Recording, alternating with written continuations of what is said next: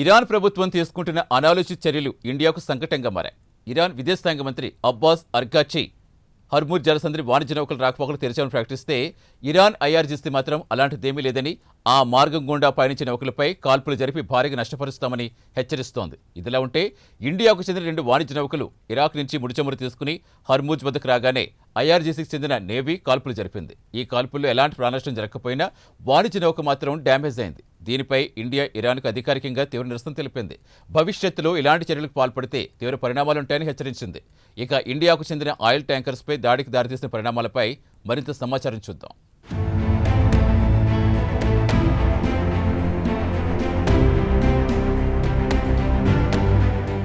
Iran, America, Israel యుద్ధం యావత్ ప్రపంచానికి సంకటంగా మారింది. ఫిబ్రవరి 28వ తేదీన అమెరికా, ఇజ్రాయెల్ టెహ్రాన్పై దండయాత్ర చేసి Iran supreme leader Ayatollah Ali ఖమేనీని లేపేసిన తర్వాత ఇరాన్కు, అమెరికాకు, ఇజ్రాయెల్కు మధ్య పూర్తి స్థాయి యుద్ధం మొదలయ్యింది. అయితే ఈ యుద్ధం కాస్త యావత్ ప్రపంచానికి ఇంధన సంక్షోభాన్ని తెచ్చిపెట్టింది. ఇక ఇరాన్ తమ సముద్ర మార్గంలో హార్ముజ్ జలసంధిని దిగ్బంధం చేసింది. దీంతో ప్రపంచంలోని పలు దేశాలకు సరఫరా కావాల్సిన ముడి చమురు నిలిచిపోయింది. అది కాకుండా ఇరాన్, అమెరికాకు మిత్ర దేశాలైన గల్ఫ్ దేశాలు చమురు క్షేత్రాలపై దాడి చేసి వాటిని ధ్వంసం చేయడంతో గల్ఫ్ దేశాలు చమురు ఉత్పత్తిని నిలిపివేశాయి. దీంతో యావత్ ప్రపంచం ఇంధన సంక్షోభాన్ని ఎదుర్కొంటోంది. ప్రపంచవ్యాప్తంగా ముడి చమురు ధరలు పెరిగిపోయాయి. కొన్ని దేశాలు తీవ్రమైన ఇబ్బందులు ఎదుర్కొంటున్నాయి. మన దేశంలో గ్యాస్ కొరత కారణంగా హోటల్ ఇండస్ట్రీ మూతపడింది. అలాగే పొరుగున ఉన్న పాకిస్తాన్లో పెట్రోల్ ధరలు అమాంతం పెంచేసింది షరీఫ్ ప్రభుత్వం. దీంతో ప్రజలు గగ్గోలు పెడుతున్నారు. జనజీవనం ఎక్కడికక్కడ స్తంభించిపోయింది.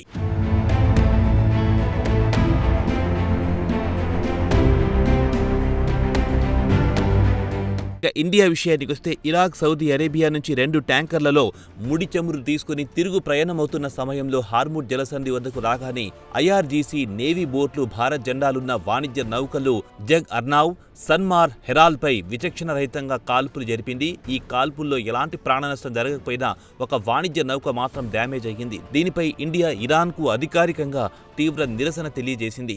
వాస్తవానికి ఇరాన్ విదేశాంగ మంత్రి అబ్బాస్ అర్గాచి హార్ముజ్ జలసంధిని వాణిజ్య నౌకల రాకపోకలకు తెరిచామని అధికారికంగా ప్రకటించారు. ఈ వార్త గ్లోబల్ మీడియాలో హెడ్లైన్లో వచ్చింది. దీంతో ఇండియా తన వాణిజ్య నౌకలను తీసుకుని ఈ మార్గం గుండా రాగానే ఇరాన్కు చెందిన ఐఆర్జీసీ నేవీ బోట్లో వచ్చి కాల్పులు జరిపింది. ఈ దాడిలో ఒక వాణిజ్య నౌకకు డ్యామేజ్ జరిగింది. దీనిపై ఇండియా న్యూఢిల్లీలో ఇరాన్ రాయబారిని పిలిపించి అధికారికంగా తీవ్ర నిరసన తెలియజేసింది. ఇండియా ఇంధన అవసరాలకు ఈ మార్గం అత్యంత కీలకంగా మారింది. కాగా ఐఆర్జీసీ ఈ మార్గం గుండా ప్రయాణించే నౌకలపై టోల్ టాక్స్ వసూలు చేయాలనుకుంటోంది. దీనిపై ఇండియా తీవ్ర అభ్యంతరం వ్యక్తం చేసింది. భవిష్యత్తులో తమ వాణిజ్య నౌకలపై దాడులు చేస్తే తీవ్ర పరిణామాలు ఎదుర్కోవాల్సి వస్తుందని హెచ్చరించింది.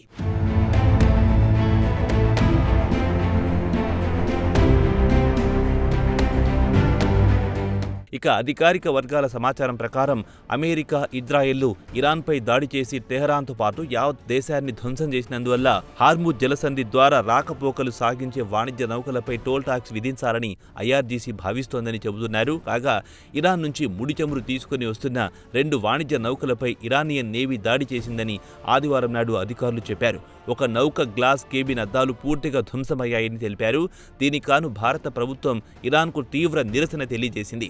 భవిష్యత్తులో ఇలాంటి ఘటనలు పునరావృతమైతే పరిణామాలు తీవ్రంగా ఉంటాయని ఇండియా హెచ్చరించింది. కాగా ఈ ఘటనకు సంబంధించి ఇండియాలోని ఇరాన్ దౌత్య కార్యాలయం వైఖరి ఒక విధంగా ఉంటే, అదే సమయంలో ఇరాన్లోని ఇస్లామిక్ రివల్యూషనరీ గార్డ్ కాఫ్ లేదా ఐఆర్జీసీ వైఖరి మరో విధంగా ఉంది. ఇరు వర్గాల మధ్య విభేదాలున్నట్లు తెలుస్తోంది.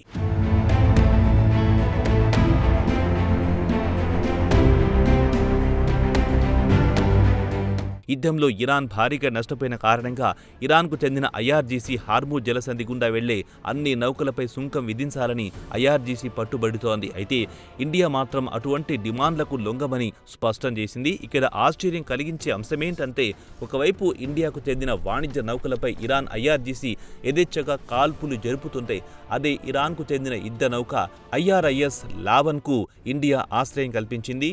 ఇప్పటికీ ఆ యుద్ధ నౌక కోచి ఓడరేవులో లంగర్ వేసి ఉంది. కాగా యుద్ధ నౌకలో ఉన్న 183 మంది సిబ్బందికి గాను 120 మందిని ఇండియా ఇరాన్కు ప్రత్యేక విమానంలో అన్ని సౌకర్యాలు కల్పించి పంపించింది. కేరళ పోర్టులో ఇప్పటికీ ఆ యుద్ధ విమానం మెయింటెనెన్స్కు యుద్ధ నౌక సిబ్బంది ఇక్కడే ఉన్నారు. అలాగే ఇరాన్కు చెందిన మరో యుద్ధ నౌక IRINS డేనాను మార్చి 4న శ్రీలంకలో అమెరికా సబ్మెరైన్ ధ్వంసం చేసింది. దీంతో ఇరాన్ ధ్వంసమైన యుద్ధ నౌకను కేరళ పోర్టులో ఆశ్రయం కల్పించాలని కోరింది. దీనికి ఇండియా సుముఖతను వ్యక్తం చేసింది. అయినా ఇరాన్ మాత్రం ఇండియా వాణిజ్య నౌకలపై దాడులు చేయడం గమనార్హం.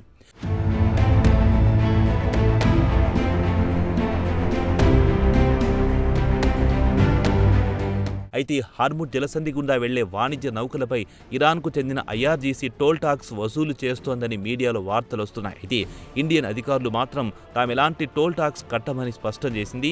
అలాగే తమ వాణిజ్య నౌకలపై కాల్పులు జరిపి ధ్వంసం చేసినందుకు తగిన మూల్యం చెల్లించాల్సిందేనని హెచ్చరించింది. కాగా ఇండియా ఇరాక్ నుంచి 2 వాణిజ్య నౌకల్లో మిలియన్ల కొద్దీ బ్యారెల్స్ ముడి చమురును తీసుకుని ఇండియా పయనమయ్యింది. నౌక హార్ముజ్ జలసంధి వద్దకు రాగానే ఉత్తర ఒమన్ సమీపంలోనే ఇరాన్ నేవీ కాల్పులకు దిగింది. దీంతో విధి లేని పరిస్థితుల్లో ఇండియా నౌకలు హార్ముజ్ నుంచి తిరిగి వెనక్కి వెళ్లిపోవాల్సి వచ్చింది. అయితే ఇరాన్ ఇటీవలే యుద్ధంలో పాలు పంచుకునే దేశాల నౌకలను హార్ముజ్ నుంచి అనుమతిస్తామని హామీ కూడా ఇచ్చింది. యుద్ధంతో సంబంధం లేని వాణిజ్య నౌకలపై దాడి చేయమని కూడా హామీ ఇచ్చింది.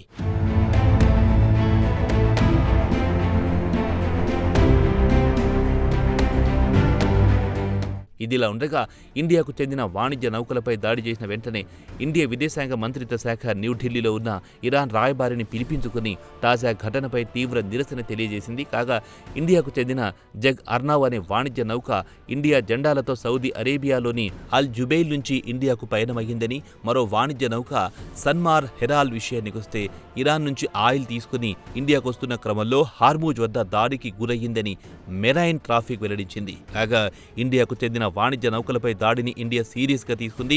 ఇక IRGC డిమాండ్ చేసినట్లు హార్ముజ్ నుంచి వచ్చే నౌకలకు తాము టోల్ టాక్స్ కట్టమని తేల్చి చెప్పింది. ఇక హార్ముజ్ జలసంధి ఇరాన్, ఒమన్ మధ్య ఒక ఇరుకైన ప్రాంతంలో ఉంది. ప్రపంచంలో 20% ముడి చమురు సరఫరా ఈ జలసంధి గుండానే జరుగుతోంది. కాగా ఇండియా తమ దేశీయ అవసరాలకు అత్యధికంగా ముడి చమురును హార్ముజ్ గుండానే దిగుమతి చేసుకుంటోంది.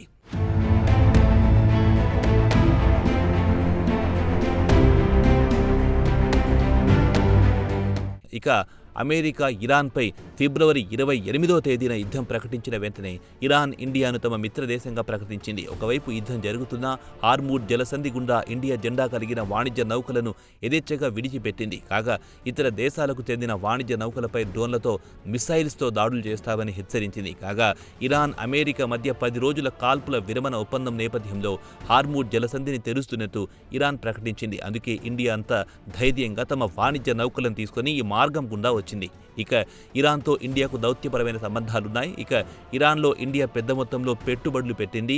చాబహార్ పోర్టును ఇండియా నిర్మించి ఇస్తున్న విషయం తెలిసిందే. మరి అకస్మాత్తుగా ప్లేట్ ఫిరాయించడానికి గల కారణాలేమిటో తెలియదు. ఇండియా మిత్ర దేశాలకు ఆపదలో ఆదుకుంటోంది.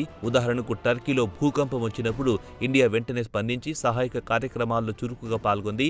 దీనికి ఫలితం పాకిస్తాన్తో ఇండియా ఆపరేషన్ సింధూర్ సమయంలో తుర్కీ పాకిస్తాన్కు భారీ సంఖ్యలో డ్రోన్లిచ్చి ఇండియాపై దాడికి పురిగొల్పింది. మరి ఇరాన్ కూడా ఇండియాకు నమ్మకద్రోహం చేస్తుందా లేదా అనేది కాలమే చెప్పాలి.